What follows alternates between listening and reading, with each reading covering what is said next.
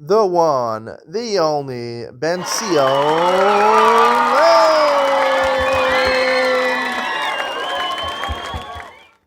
Good morning and welcome to Yeshiva YouTube Just Daf. And today we're doing Daf It Sotah, Daf Lamed Hey, number 35. A great share for you today. A lot of Agada talking about the Meraglim a lot. Even with Ben Sion will focus on what really the sin of the Meraglim was. I spoke about this numerous times, even once when I was Shabbos Afraf, before I got married. It was Parshas Meraglim. I spoke about this at the Kiddush. I'm surprised I still remember it. All right, let's start from the bottom. Lamed Dalet and Beis. The last words: Vayeshuvu mitura aretz. Meraglim, when they came back from spying the land, top of Lamed Hem and Aleph. Vayelchu vayavo. It says they came back, and then it says Vayelchu vayavo. They went and they came. Why the word Vayelchu vayavo? The connection between leaving to go spy the land and coming back. Amar Rabbi Yochanan, Mishum Rabbi Shimon ben Yochai, Makish Halicha Labiyah. Torah wants to compare the going to the coming back. Ma bia be'etzara. Just when they came back, they planned on saying lashon hara about Eretz Yisrael. Af halicha be'etzara. So too, when they set out on their journey, they planned on looking for the bed. Vayisabru lo. Now the question is, I'll tell you a little bit trailer of what the Ben Sion is. The problem is that Rashi in the beginning of Parshas Shlach says that the Meraglim, when they were picked, were Anashim Tzadikim. They were righteous people. So it seems when they left, they were righteous people, not that they had negative intentions to speak Lashon Hara about Eretz Yisrael. So we'll have to reconcile that Rashi with this Chazal over here. Vayisapru lo vayomru banu. They said, we came to Eretz Yisrael. We saw that it was Eretz of Askal Abudvash. We saw that it was a land. It's a beautiful land, flowing with milk and honey. But Ephes, but Kiaza'am, they're a strong nation. We can't conquer them. Remember Yochanan, Mishum Rabbi Meir. If it doesn't have a little bit of truth in the beginning, when a person goes and just rants about somebody, it says only negative things about somebody, it's not something that people are going to take seriously. It has to have a little bit of truth. And that's why they spoke positively in the beginning. We asked Kalev, and that's why the people accepted what they said. We asked Kalev as Ha'am el Moshe. Kalev quieted the people to Moshe. Amar Rabbah. It doesn't mean that he quieted him. She says, Sisam b'dvarim. Basically, he fooled them with words. Pasach Yoshua. First Yoshua got up to Kamishtai. Amrin le Dein Rosh Ketia Yamalel. Yoshua got up to speak positively about Eretz Yisrael. They said this person has a cut off head, he should speak about it, and they're referring to the fact that Yeshua was childless, he never had children, so therefore it wasn't relevant, the inherent right Israel to him. So why are we listening to Yeshua? Amar if I speak up, right, just start saying positives about Israel, they'll find some problem with me and they'll shut me up. Amar lahen, so he started them up, he tricked them. He said, is this the only thing that Moshe did to us? They thought, the people thought, he's going to start speaking bad at Moshe Rabbeinu. They were silent. Once they were silent, he took it out of Egypt. He split the sea. He fed us the man.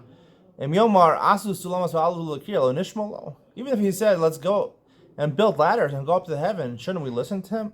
And he basically said, let's go up and we'll conquer it. However, the spies, the other 10 spies, they said, we can't capture it. They said something pretty extreme at that point. They didn't mean to say that it's stronger than us as people, as Jews, as a nation. No, right, with a vav with the dot on the top. They were saying, no, not from men from us. Men no from him, from HaKadosh Baruch Hu. They're greater than HaKadosh Baruch Hu. Even Hashem owns the world. He won't be able to defeat the land. If he owns something in Eretz Yisrael, he won't be able to take it out from there. Eretz Ochelas Yoshvehi, Darash Rava Amar HaKadosh Baruch Hu, Ani Chashavti Latova. Right, it was a land, they said, that people, part of the defamation of Eretz Yisrael, it said that anyone who goes there dies. Right? HaKadosh Baruch Hu did it on purpose. I planned that for good. The Kol Heicha Dumatu, Made Chashiva did too. Anyone who was living in Canaan, wherever the spies went, they saw an important person in Eretz Israel dying. The reason Hashem did this is that they should not pay attention to the spies and shouldn't say anything about them and capture them. Because the Amri, some say Eov was an important person. He actually died at that time. The whole nation, all the nations in Eretz Israel, they were all engaging in a eulogy for him. And they thought it as bad. It's a place where everyone dies. One of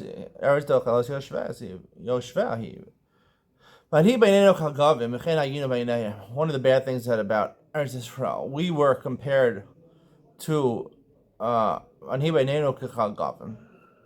he said, right, we were compared to grasshoppers.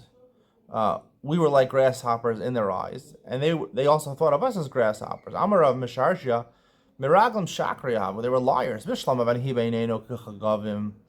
Right, that makes sense. Right? In our eyes, the Miraglim's eyes, we were like grasshoppers to them, right? We were like unimportant people. They could just crush us.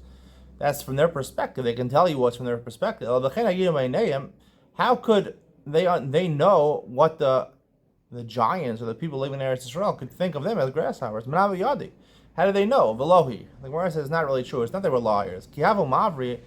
It really is possible to understand that they thought that. Kihavu Mavri Aveli Tute Arzi, when they were after many people had died in Eretz Israel, like I said before, so they had a meal right after burial.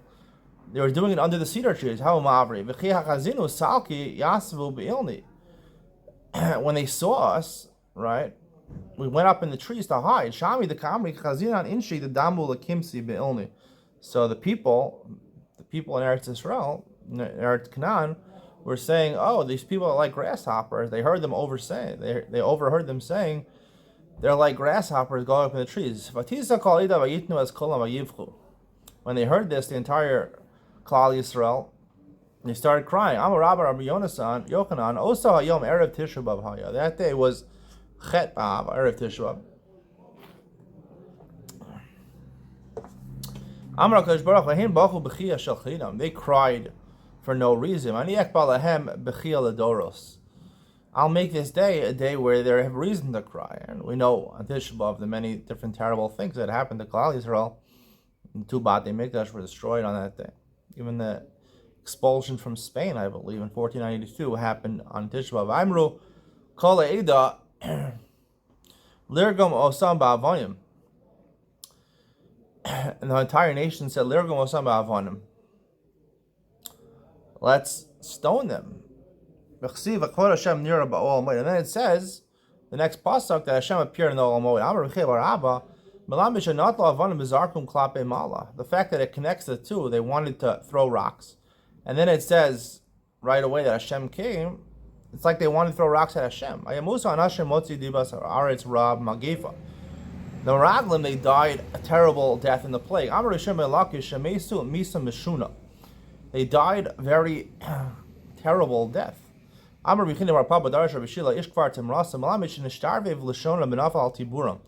Their tongues became elongated until their navel. The worms, when they died, would go out from their tongue and go into their stomach. Worms would come out from their navel and go into their mouths. But this is a different explanation. They died, I don't know, emphysema, diphtheria, lung cancer, something like that. Now we're back to crossing of the Jordan River in time of Yeshua. Once the last person crossed the river, the waters of the Jordan went back to their place.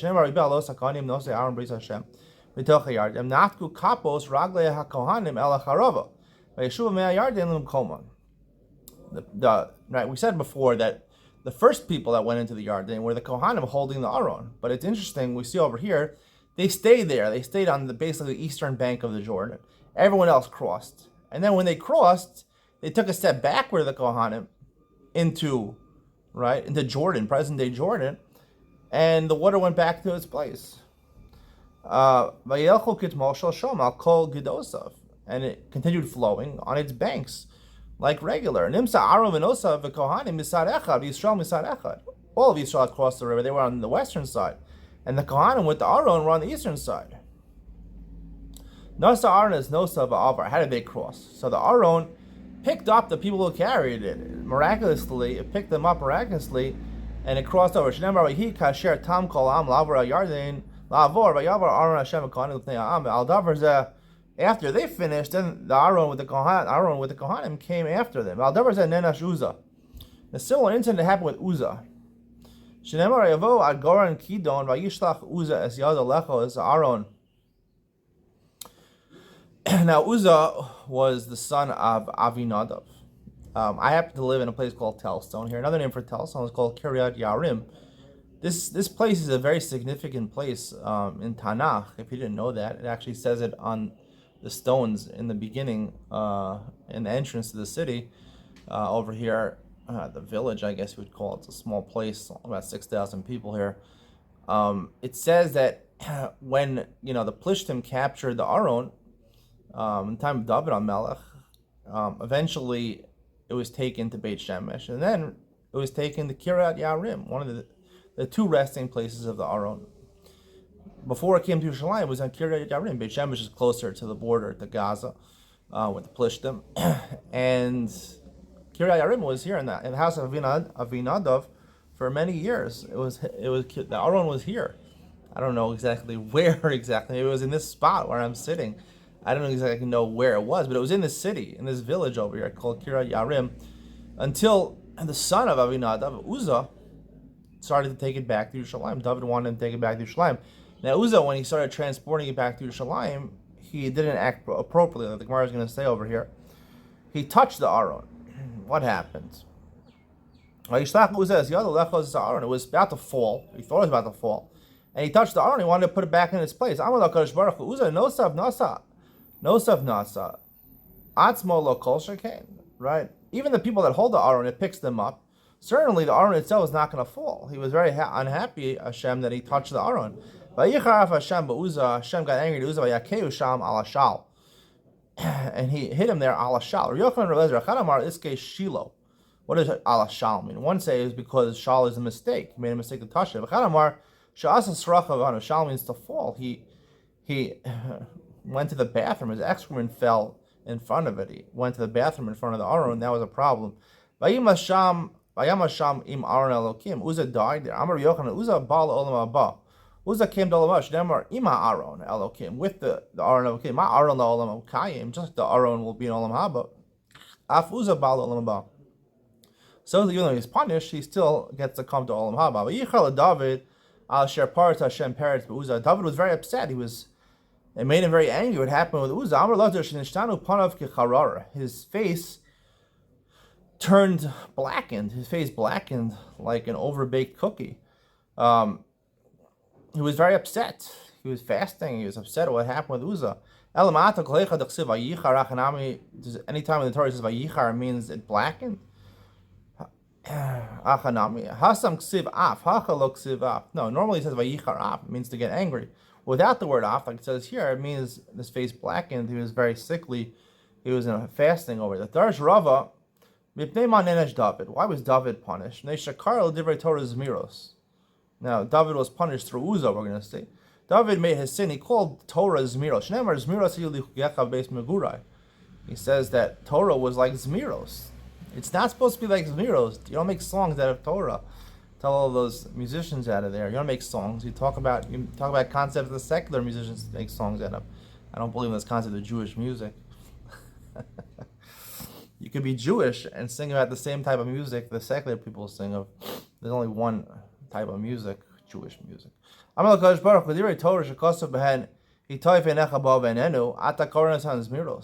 which it says about it, if you close your eyes for 1 minute with Torah, you lose it. You call them Zmiros. I'm going to cause a stumbling block to you, even something that the children of the Cheder, they know. Right? Bnei Kahas didn't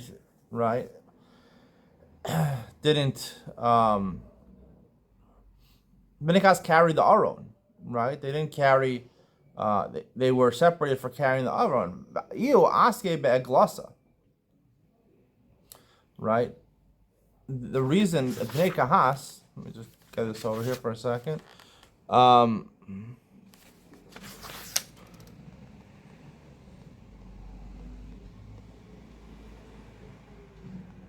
They carried it, they didn't carry the Aron in wagons, they carried it upon their shoulder. And yet, right, Bnei Kahas, because it was special. At all the other Kalim they carried, right, and they didn't carry it on their shoulder. They carried it in an Agala, on some sort of wagon. The Agalas they had in the midbar, but the Aron was special. It had to be carried on your shoulder. But David HaMelech didn't listen to this. He put it on, basically, in a wagon that was drawn by calves, and that was the mistake, and it then started to fall, and Uzzah touched it.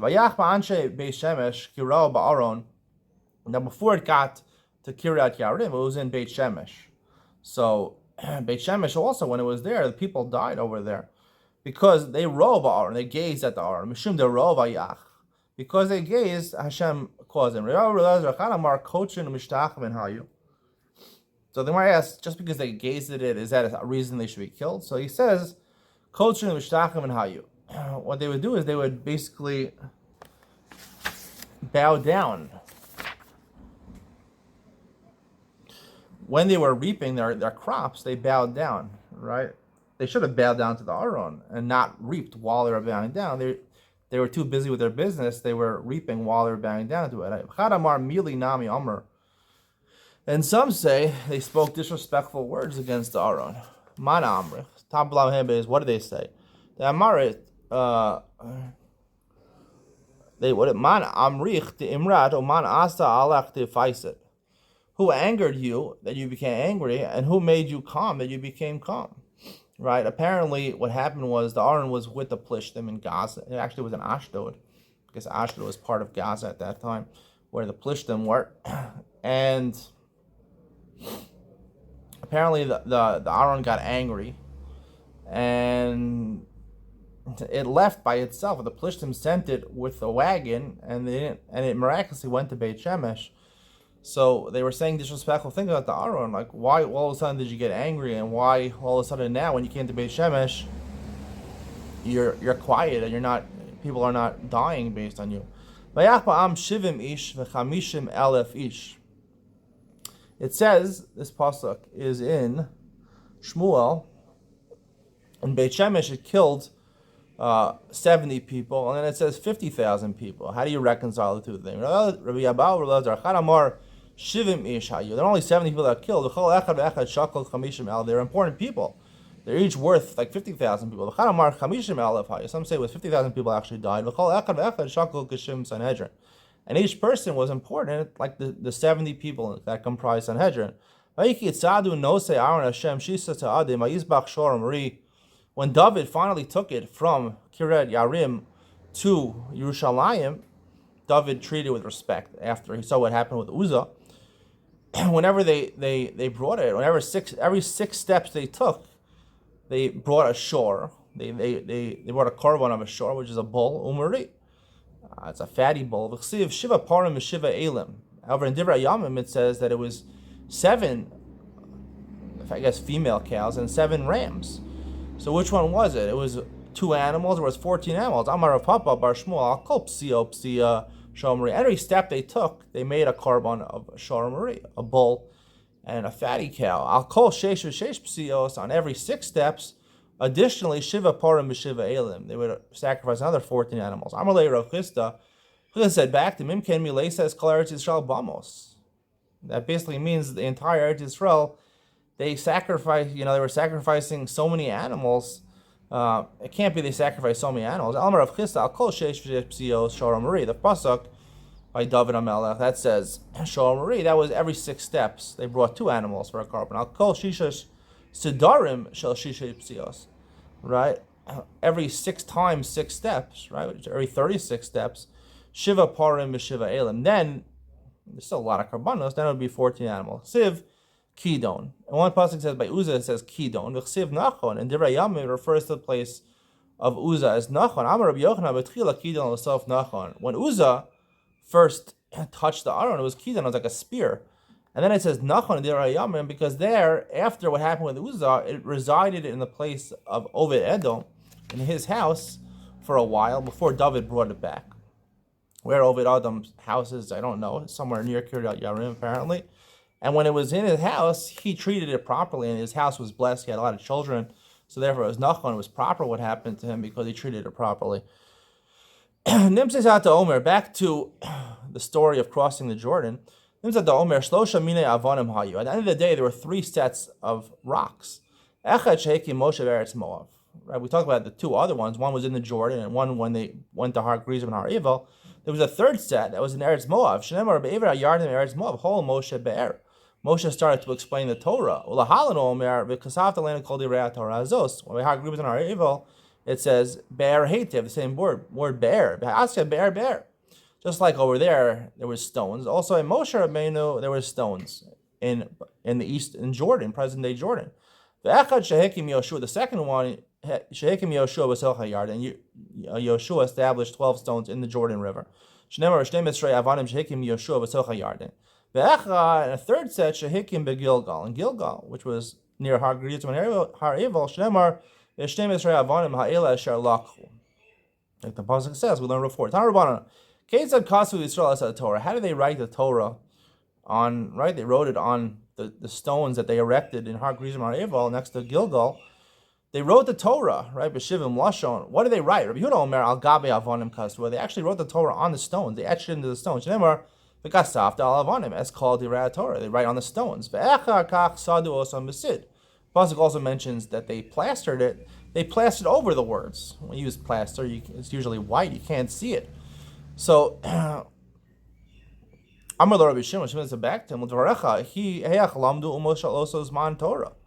The Torah says that the point of writing is that all the nations of the world should learn it. How could they learn it if it was covered over the plaster? Amar lo Bina Yisera. So Yehuda said back to Rabbi Shimon, Bina Yisera Nasr Mehem HaKadosh Baruch Hu. He gave them understanding with Shigru and Notrin. No tirin shalahen v'kilpu es hasid. They understood these are important rocks, and they peeled off the plaster.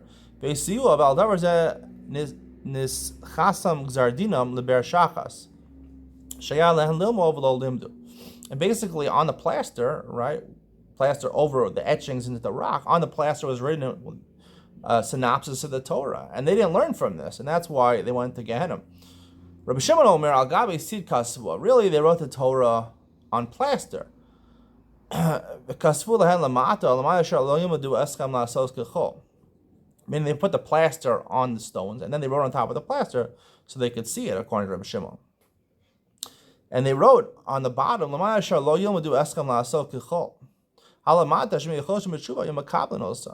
says that they wrote also that any of the Canaanim nations should learn from this Torah not to do the avodah zarah. So you see that if they would have listened to the Torah, done tshuva, Hashem would have received their tshuva. My time with Rabbi Shimon. What's the reason of Rabbi Shimon? It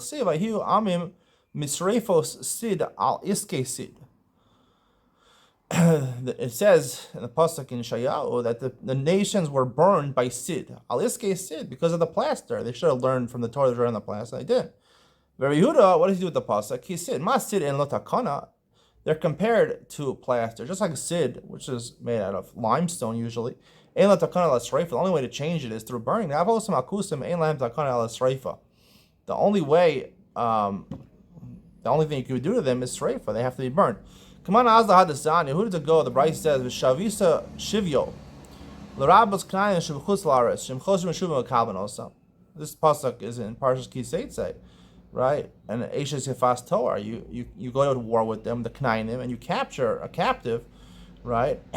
So the Bryce says that the reason you're allowed to take a captive and magayer them because they have the potential to do tshuva. Come on, who is that like? The Gemara in Lav, come on, Reb Shimon. That's like Reb Shimon, who says basically that the way it was written on these avonim was that at the bottom it says that they should have the ability to do tshuva. So you see that the Canaanim nations had the ability to do tshuva. That's according to Reb Shimon. That's the conclusion of today's shir. Stay tuned for Iyad Ben Sion, where I discuss the question I mentioned at the very beginning of today's shir about the nature of the Meraglim. At the beginning, when they were chosen by Moshe Meraglim, were they good people or did they already have bad intentions I'll tell you my thoughts on that. Ian Ben Zion coming up next.